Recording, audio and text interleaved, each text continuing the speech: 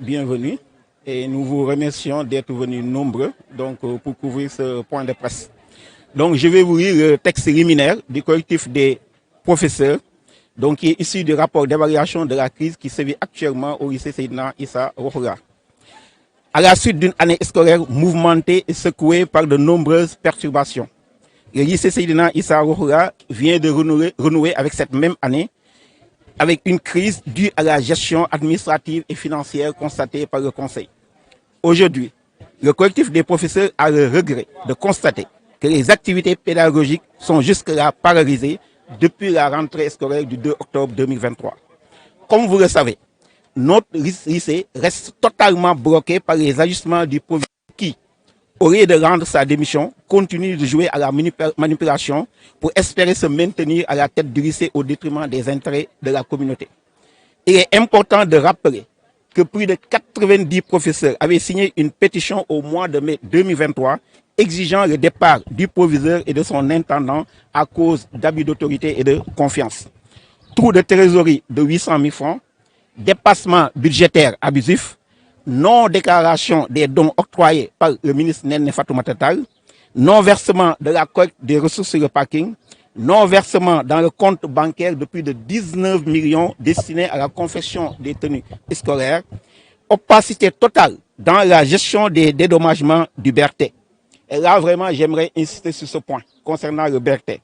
Le proviseur ne veut pas que le conseil de gestion prenne langue avec les responsables du BRT qui s'étaient pourtant engagés à équiper les salles de cours de fenêtres à double vitrage et de ventilateurs pour réduire la pollution sonore et surtout de reprendre tous les bâtiments. Rétention arbitraire par le proviseur des fonds destinés à l'animation pédagogique. Sanctions disciplinaires abusives contre les professeurs membres du conseil de gestion.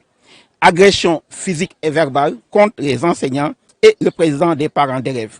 Donc le président des parents d'élèves s'est excusé, il devait être là, mais il est ailleurs pour des besoins autres. Le proviseur lui a récemment administré un violent coup de poing. Ils ont été tous les deux cueillis par la police de Golfe et l'affaire a atterri au tribunal.